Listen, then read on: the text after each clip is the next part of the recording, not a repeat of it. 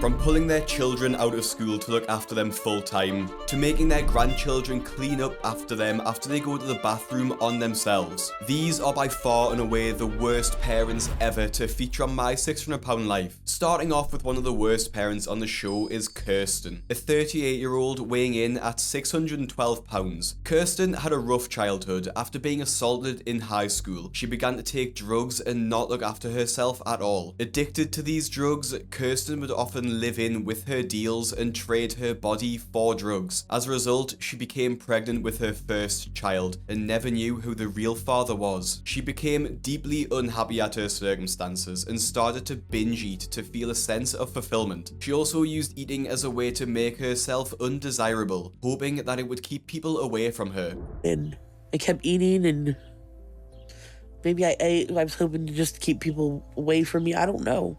By the time Kirsten was in her early 20s, she weighed over 300 pounds. Living the same lifestyle, Kirsten fell pregnant with her second child, and due to her weight, Kirsten realised that she couldn't look after both of her children properly. Everything was really out of control for me, and I couldn't give my kids what I knew that they deserved or needed. So I let my mom and dad take them because I couldn't take care of them anymore. Knowing she was incapable of providing for them both, Kirsten gave both children back to her parents to look after. By the time Kirsten stars on the show, the children have been living with their grandparents for over 10 years. For those 10 years, Kirsten has been suffering with her addiction to drugs and food, gaining to the point where she was unaware of how heavy she'd become. On the show, her children Nico and Lexi reflect on their living situation with their grandparents. And my parents have been raising them for the last 10 years. Growing up, I didn't really get to see my mom that much because she was doing like drugs and stuff, and she didn't want me to be around that. She knew it'd be probably best for me and Nico to stay here with our grandparents. Attempting to get her life back under control, Kirsten moves in with her parents after being clean for 6 months, sharing a room with her son, Nico. Getting clean wasn't the only reason why Kirsten moved back in with her parents. As she gained so much weight, she was no longer able to look after herself, requiring her parents to help her with basic tasks like showering and cleaning. Kirsten even needs her mother to help wipe after using the toilet. My family does everything for me in everyday life, everything. My mom gets my food ready, she washes my clothes, and at times she has to help me wipe my butt. I'm an invalid. Sharing the same room as Nico, her young son is clearly uncomfortable with the arrangement, as her size means that her double bed takes up most of the space in the room. Nico also complains at the amount of food that she sneaks, always making the excuse that this is her cheat day. Kirsten also makes Nico sneak her food without her parents' knowledge, even bribing Nico when he tries to refuse. This obviously creates an unhealthy relationship between the pair, as Nico is desperate for attention and affection from his mother, which he has spent the last 10 years without, so he agrees to indulge her dangerous eating habits just to please her. Nico is concerned for his mother as she becomes increasingly more immobile, relying on him to complete more and more tasks for her, worrying that one day she will just stop getting out of bed. Viewers of the show also feel deep sympathy for Nico, with one Reddit user commenting, "I feel awful for her son and I hope that he's doing well now. She was an absent parent to him, and then he was expected to drop everything to take care of her. He was 13 and deserved the opportunity to be a kid." It's shocking to see that after neglecting Nico for 10 years, she expects him to look after her every need the moment that she decides to come back into his life. Just like Kirsten, £673 Pauline expects her son to completely take care of her, twisting their relationship as mother and son as he assumes the role of the parent in this case. One of the most infuriating aspects of Pauline, like many other parents on our list, is their awareness of how damaging their overeating is to their children. I am very aware of the damage I am doing to my son through overeating. These last 6 years have probably been pretty miserable for him. I just can't wait for the day that I don't have to help her every day. Please don't let me wreck. Oh God.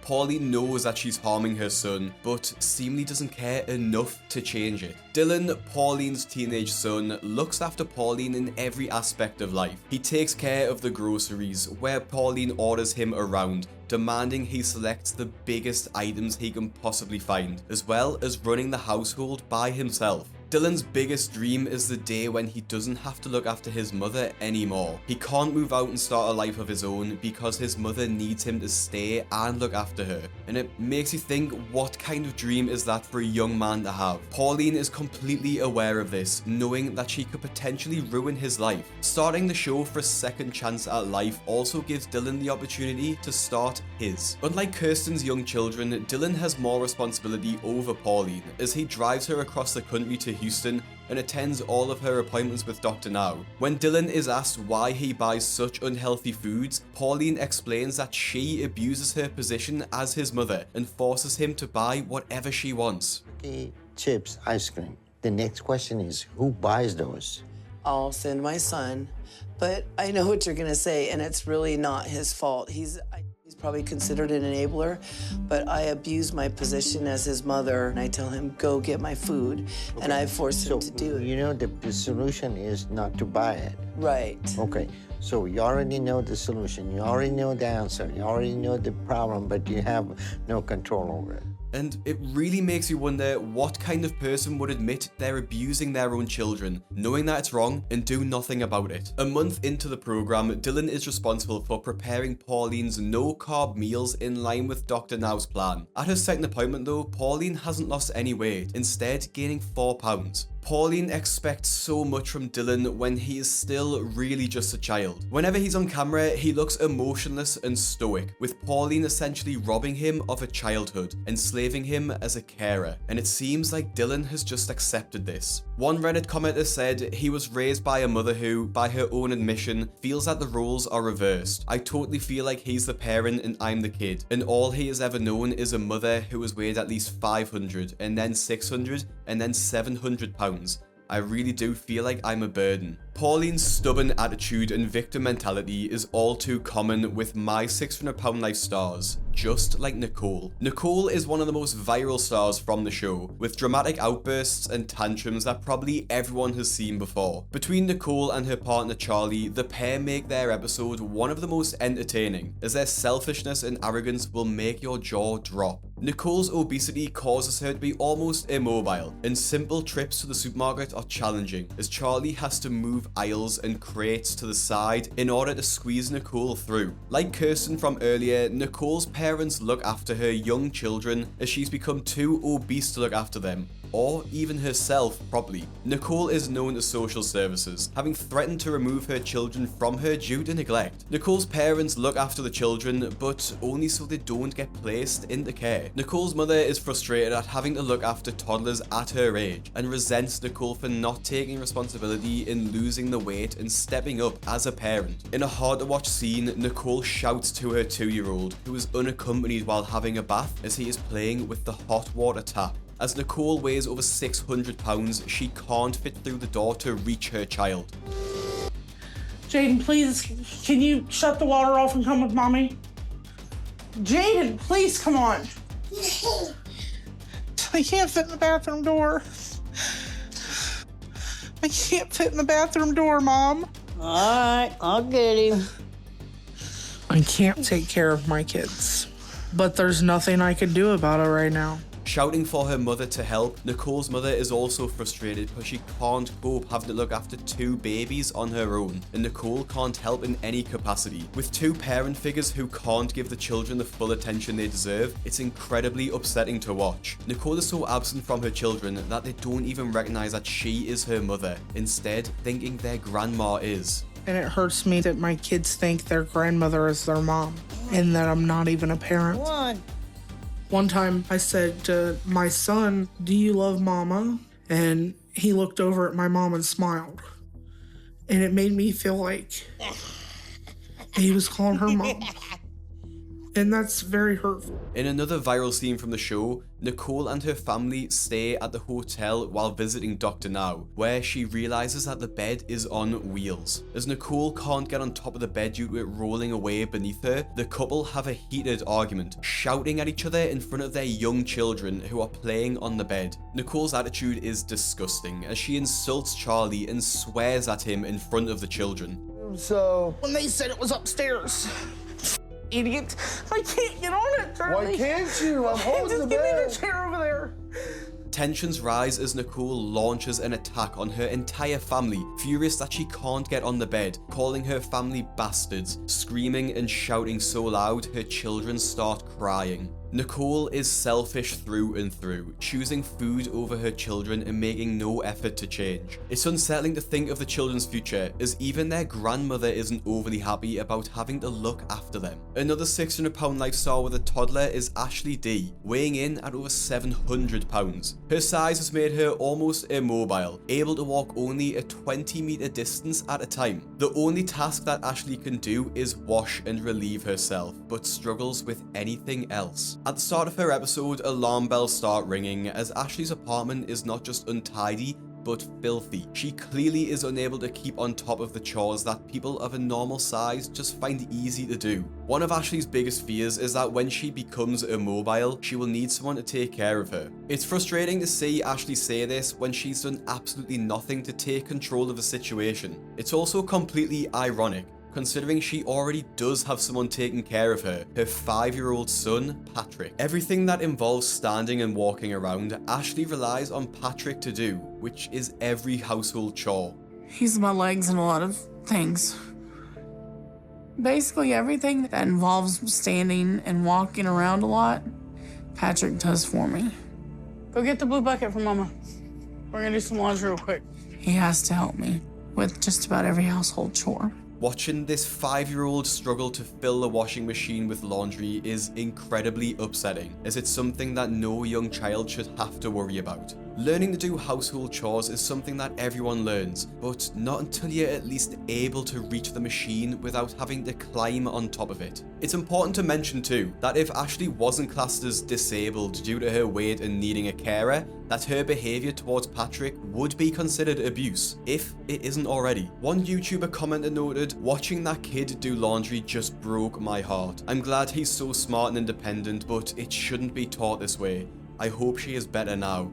It isn't just household chores that Patrick needs to do either, but also prepare all of Ashley's meals, which, as we know due to her size, are very calorie dense and very unhealthy. As Ashley's husband works away as a truck driver for 70 to 100 hours a week, Ashley eats whatever Patrick is capable to make for her, which is a lot of cupboard snacks and microwave food. It's unfair to watch Patrick struggle this much, as Ashley has robbed him of his childhood, as their roles as parent and child have been completely reversed. Genuinely, just writing this part of the YouTube video is really upsetting, because a 5-year-old doesn't deserve this kind of stress and responsibility because his mother is so overweight, she can't help him at all. Just like Ashley, £700 Miller casts a shadow of fear and worry over her children, as they do literally everything for her. Growing up with an emotionally distant mother, the only affection Miller received from her mother was through food. If Miller or her siblings refused food from their mother, she would see this as rejection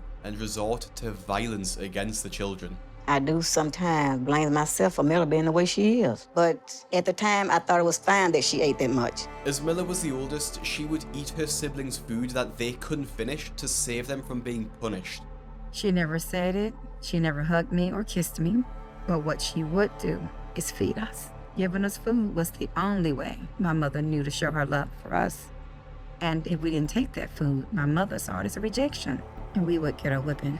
Food was the only love Miller received, so she just wanted more and more. I kept gaining, and I just kept getting bigger. When I graduated high school, I was pushing 350, and they did not have a gown to fit me. I was so embarrassed. Miller had her first child with her husband Elroy when she was just under £500. When the couple tried to conceive another, they found that Miller was too overweight to carry another child, so they ended up adopting. It's already insane to think that at £500 and climbing, Miller thought it was a good idea to take on more children when she was already struggling to look after the one she had. By the time they adopted their last child, Miller was 38 with 5 children. At 40 years old, Miller started to develop lipedema, which is a chronic condition that causes abnormal fat and connective tissue to build up in the body, usually in the legs and hips. The lipedema, combined with Miller's obesity, meant that it became increasingly difficult to get up and do anything. As it got bigger and bigger, it became this huge weight,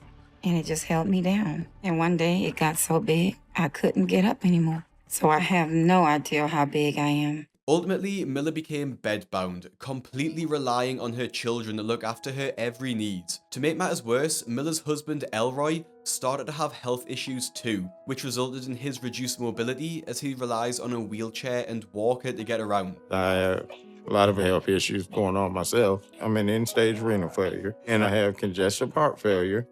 It's took a toll, so I need to take care of myself. Miller's daughter takes care of most of the chores, especially the food shopping, and she seems somewhat resentful to the unhealthy requests her mother makes. She likely finds it frustrating that Miller doesn't sympathize with her, feeling sorry that because of her weight, her daughter has to take responsibility for feeding the family. I do mostly all the grocery shopping now, since my dad can't walk in stores. I don't usually see my friends grocery shop unless they're with their parents. They don't do it by themselves. Miller's daughter is also slightly afraid of Miller, as if she doesn't get exactly what she wants, she will be punished. You can get a 12-pack of the peach sodas.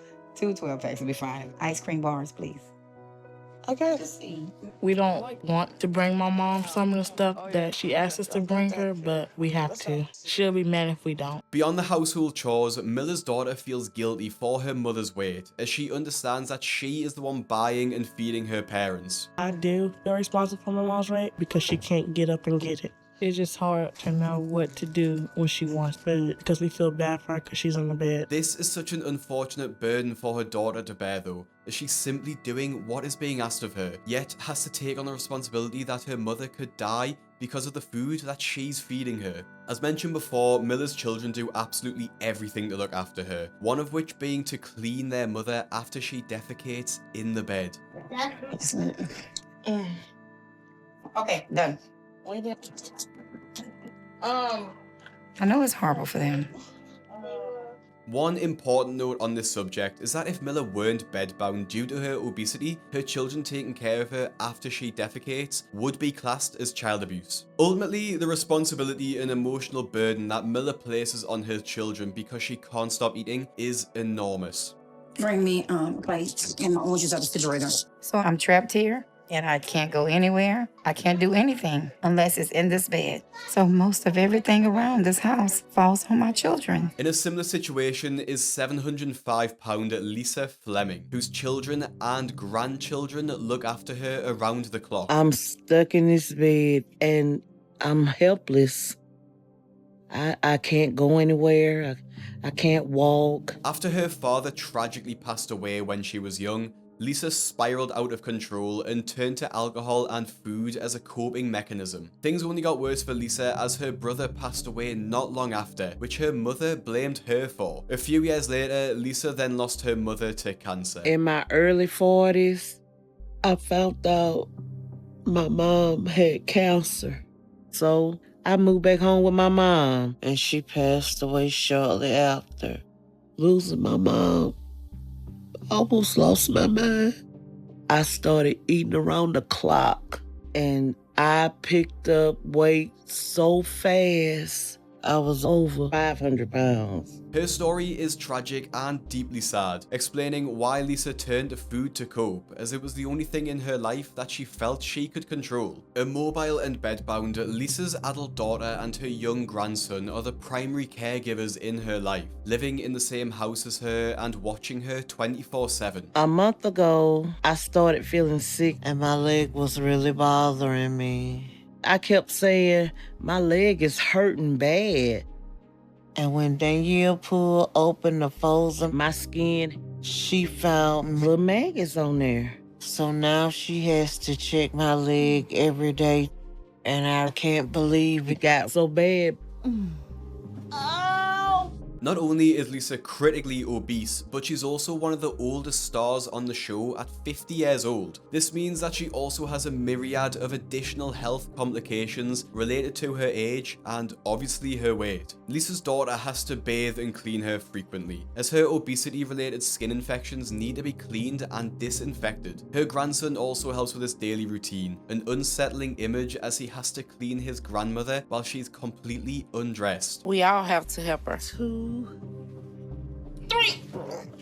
Oh, God help me. You got it? I got it. Oh! My grandson don't even get a chance to be a kid.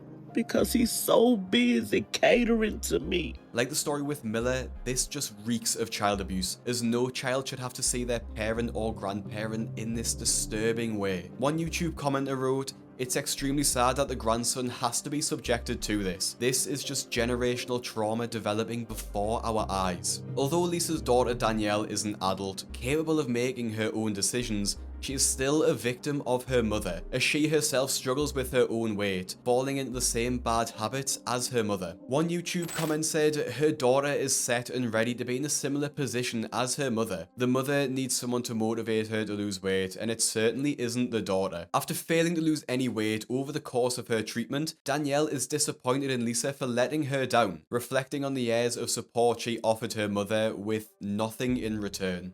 I'm not gonna get the surgery I came here for.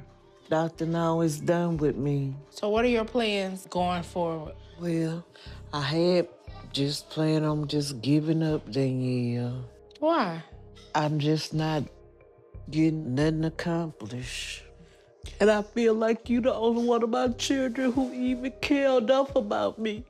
You can't expect nobody else to be a cheerleader for you. You have to be your own cheerleader sometimes. You need to do it for yourself. I know. And you don't need to be letting me down. But I can't let myself down either. All right. We're gonna do this.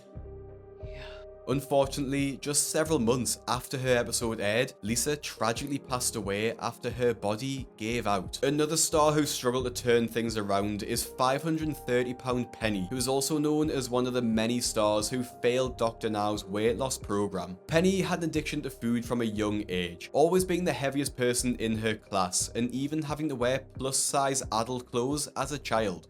And I remember like 4th grade, I started having to wear plus sizes. I hated that really bad. Just gaining 20 pounds a year. I ended up being close to 300 by the time I was 22 or so.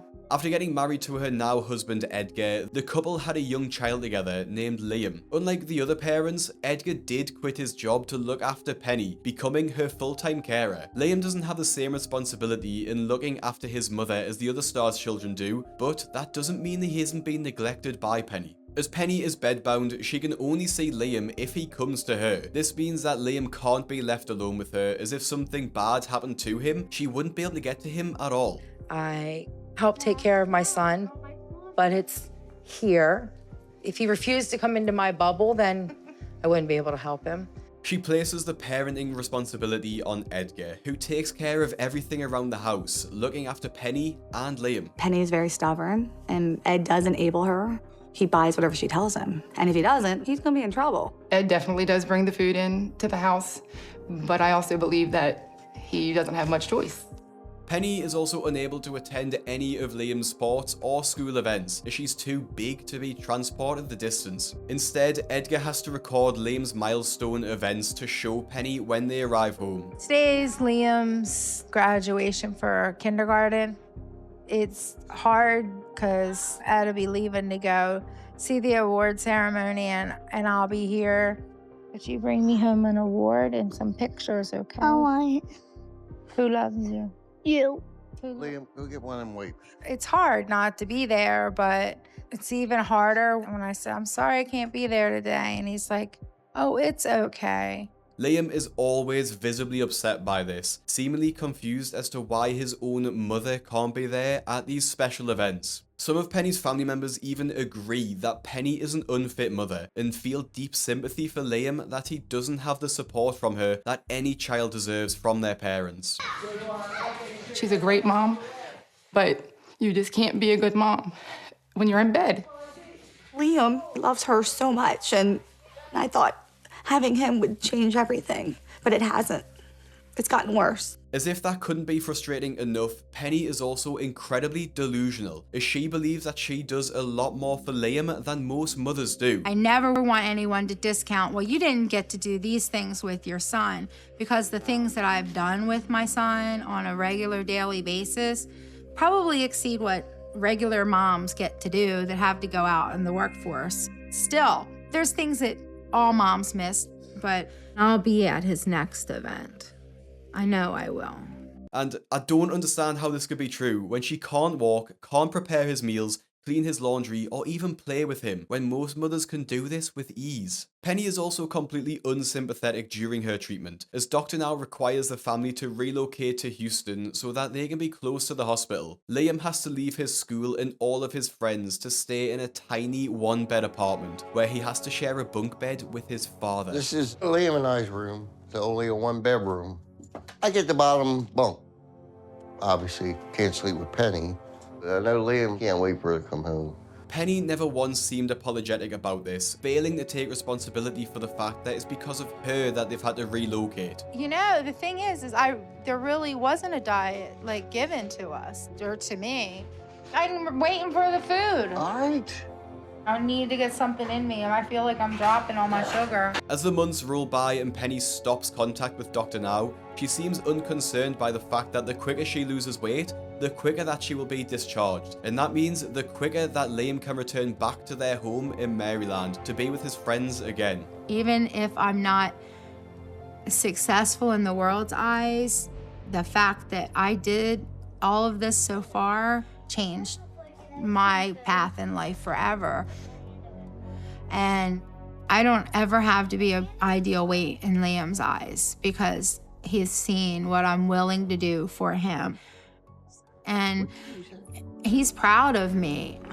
Out of all the parents discussed so far, Penny is definitely the most delusional, as she firmly believes that she's a fantastic parent to Liam, not thinking for a moment that she is deeply harming him. At this point, I don't think Penny has any intention to change anything in her lifestyle. I don't know what will work for Penny. I hope she wakes up at some point. Otherwise, I don't think she's gonna live too long. And saving the worst till last is James King, notorious for being one of, if not the worst stars on the show, for his repulsive attitude and victim mentality. You know that I'm just now getting the resources that I've been needing. We're talking about your food. You're not talking anything All else. of it. I've needed all of it, though, to start with. I haven't had home health. I've had nothing. Are you telling me that to start? Obviously, if you're a subscriber to the channel, you'll know all about James King. And if you haven't subscribed yet, which is probably the majority of people watching, I would massively appreciate it if you did. With his weight unknown, but estimated to be well over 600 pounds, James is completely bedbound. He relies on his partner Lisa and his daughter Bailey to be sole caretakers as he can no longer take care of himself. I better get what I want or I'm really going to be upset, especially in the morning at breakfast. Oh, is breakfast ready? No, not yet. Once I'm up and the day has started, all I'm waiting on is sausage, eggs, and biscuits all covered in gravy. Damn. It looks good, baby. When I tell him he doesn't need it, he'll get mad and he'll yell. It makes me angry and sad at the same time. I'm so frustrated. Not only does James need help with his day-to-day needs, but he also has many health issues as a result of his weight. He has extensive skin infections on his legs as his blood cannot circulate around his body properly. This requires Lisa and Bailey to wash him and clean him every single day. While James wears a catheter, he still has to relieve himself the other way in his bed. This means that Bailey has to help clean up her own father's feces multiple times a day, and judging by the size of the meals that James eats, I doubt it's an easy job. I went to the bathroom. I need to be cleaned up. Okay. All right, give me a minute. I'm gonna get Bailey to help me, okay? I just can't do anything for myself anymore. Okay. Go slow, Mom. James cannot take care of himself at all. He cannot bathe himself. He cannot use the restroom. He has to wear a catheter. And it breaks my heart to see that James is trapped in a bed and can't do the things that he loves to do. Okay. It's disturbing that Lisa also allows this, allowing Bailey to pick up more and more work every single day. My mom pulled me out of school because I have to help with my dad. I don't feel like that I should have to be a caretaker to my dad because a father is supposed to protect and take care of his daughter. Just in case. But it's my dad, and I'm not gonna let him just lay there. No child should have to quit school to take care of their parents, especially as James's situation is entirely his own fault. One YouTube commenter wrote, "Making the daughter drop out of school because of her father's gluttony and laziness is evil. Especially as the mother is there and should be doing it all. Shitty parents and people." It's not a surprise to see how many people are absolutely outraged at the decision to pull Bailey out of school. Sacrificing a young girl's education for the sake of her father's morbid obesity is honestly just disgusting. James's story doesn't end well for him either, as unfortunately after the show aired, he passed away at the age of 49 from kidney failure. James is one of the biggest failures on my 600-pound life, and if you want to see the biggest failures on the rest of the show, click the video that's on your screen now, and I'll see you in the next one. And so highly recommend you go and follow Big Craig, 31,000 followers.